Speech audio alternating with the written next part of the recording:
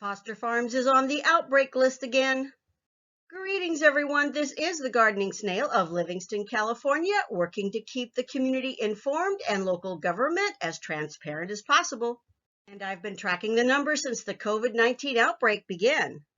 If you like what I do here, please subscribe to the channel if you haven't already and share this video. In this video, we'll be going over the recent stay-home order, Foster Farms' response to being on the outbreak list, and look at some of the recent COVID-19 numbers. We'll start with a look back to Friday, November 20th, 2020. The positivity rate was at 6.8%, active cases at 1,004, and deaths at 176. By Wednesday, November 25th, the day before the Thanksgiving weekend, the positivity rate had risen to 8%, active cases had risen to 1,318, and deaths had risen to 179. By Friday, December 4th, 2020, the positivity rate had increased to 11.2%, active cases had increased to 1,905, and deaths had increased by 12 to 191. On December 2nd, the Merced Sunstar reported that county ICU beds were at capacity and Foster Farms was back on the outbreaks list. According to the report, Merced County Intensive Care Unit availability was on the brink of full capacity. Available beds now tally 7. In total, the county has 24 ICU beds. 7 of those are currently occupied by COVID-19 patients, while the remaining 10 are admitted for other reasons. In the last week, up to 50% of all Merced County ICU patients were admitted for COVID-19.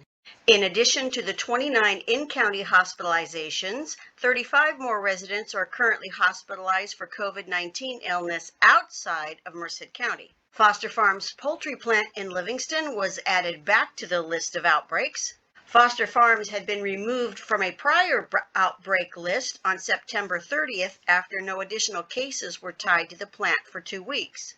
In this article from ABC Action News, the first part talks about the previous outbreak at the plant, then continues with a statement released by Foster Farms about the current outbreak.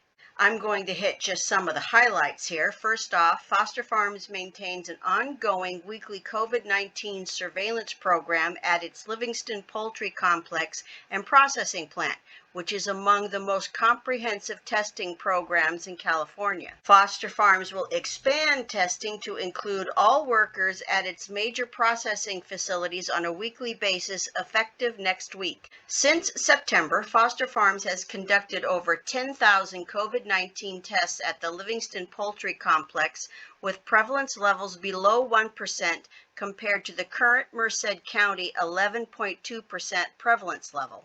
Testing over the last 2 weeks has identified a total of 19 workers at the Livingston Poultry Complex as being COVID-19 positive. The individuals, along with those identified as close contacts, have been advised to self-isolate and seek any necessary medical attention. They will receive all appropriate medical benefits. Foster Farms recently appointed Dr. David Rollins, a specialist in occupational health safety, to oversee the company's COVID-19 programs. Along with company staff, Dr. Rollins will review mitigation efforts to further ensure effectiveness. If you would like to read the entire statement, I will have a link to this in the description below this video. On December 5th, a regional stay-home order effective for the San Joaquin Valley was released. The order would be effective for 3 weeks, and Californians are urged to stay at home as much as possible to limit the mixing with other households that can lead to COVID-19 spread. It allows access to and travel for critical services and allows outdoor activities to preserve California's physical and mental health. By midnight of December 6th, these businesses need to be closed.